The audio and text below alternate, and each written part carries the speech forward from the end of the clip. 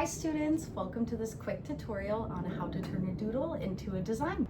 In just 3 easy steps using composition, highlights and shadows, and lastly line weight, we will transform our doodles into fabulous designs.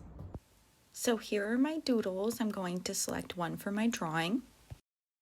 All right, so I have a flower, a house, a radish, a sun, a cactus, and a carrot.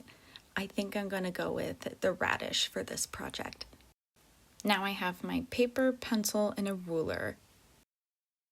Now I'm going to break my page up into 9 squares. I'm going to measure a 1/3 point and about a 2/3 point and just eyeball it so that my page is broken up in 3 sections vertically. Next, I'm going to turn my paper and do the same thing the other way. You should see 9 squares on your piece of paper, and this will help me plan my composition. To review, composition is just how things are arranged on the page. For this project, I'm going to make my doodle the main subject of the design. I will do this by ensuring my doodle is majority of the page.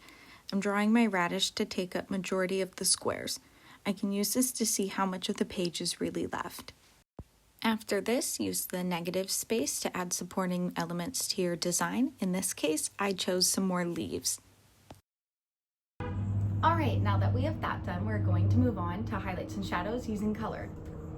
Right now I'm going to start by picking the base color for my design, and for the radish, it will be this purple color, and for the leaves, it will be this green color. So after I have these 2 base colors, I have to decide what color my highlights will be and what color my shadows will be. So starting with highlights, the obvious color that comes to mind might be white.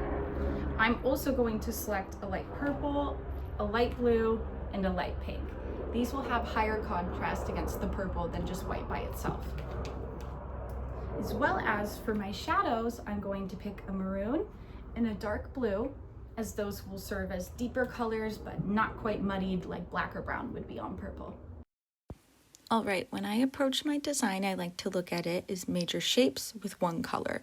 So I'm going to fill in the base of my radish with this solid purple color, and then I'm going to do my supporting element in their base color, which will be this green. I'm going to outline all my shapes and then fill them in accordingly.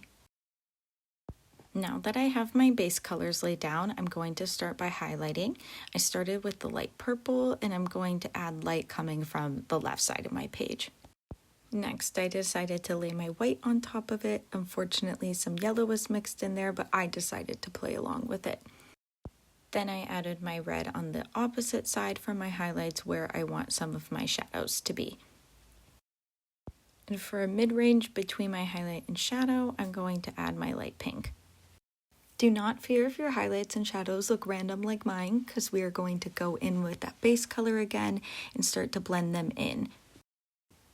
From here, I like to keep adding in my base color and my highlights and shadows back and forth until I'm happy with the result.